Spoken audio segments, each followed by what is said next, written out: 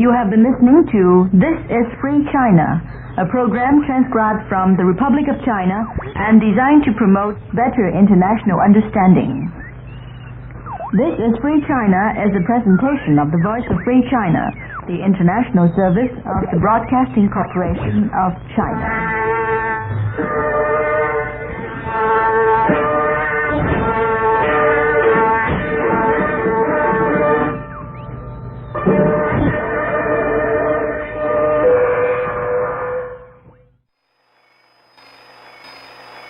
It would appear that everyone but the historians may have forgotten that August 23rd is a day that will live in infamy in Taiwan's history.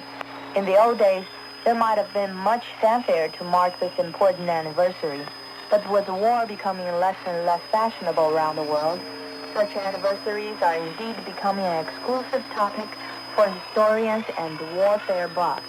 This is Commentary for the Voice of Free China. I'm Joanna Fu.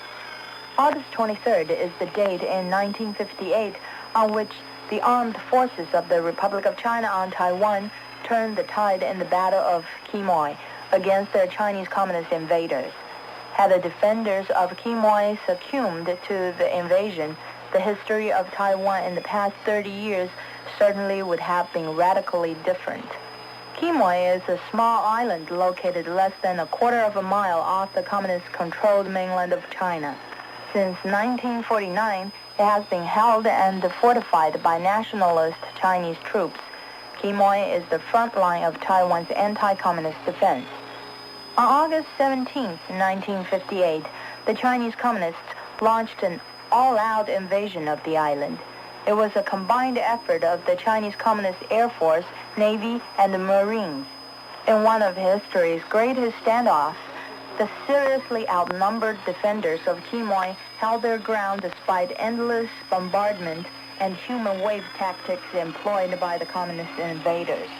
The turning point of the battle occurred in the air, where Free Chinese dogfighters shot down communist fighters at a ratio of 20 to 1. The struggle for control of the air over the Taiwan Strait was vital to the defense of Taiwan itself.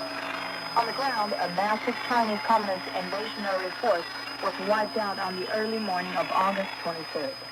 After that, the Communist guns tapered off until about September 7th, when the invasion effort was aborted. The Communists then began their odd-day bombardment of Quemoy, a practice that lasted until January 1979.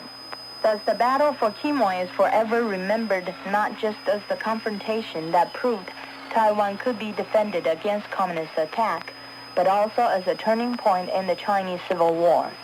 Between 1949 and 1958, Free Chinese on Taiwan were forced to brace themselves for the eventuality of a communist attack. Mao Zedong had repeatedly vowed to turn Taiwan into a bloodbath.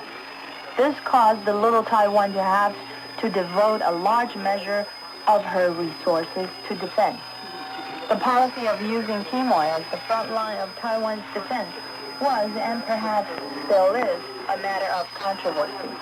Some military experts question the wisdom of fortifying the island when all the communists have to do is go around it if and when they invade Taiwan itself. But so fortified is Quemoy that if the communists do attempt a roundabout invasion of Taiwan, the Free Chinese forces on Quemoy can strike through the middle and, as one military official here confidently predicted years back, could take southern mainland China in a matter of weeks. These days, however, warfare as an instrument of diplomacy is taken at back scot to mellowing peace efforts. Still, the importance of the battle for Quemoy cannot be played down, for today's Taiwan owes its existence to the bravery of the Quemoy defenders who repulsed the communist invasion. Commentary for the Voice of Free China, this is Joanna Fu. The member will be with you in just a moment.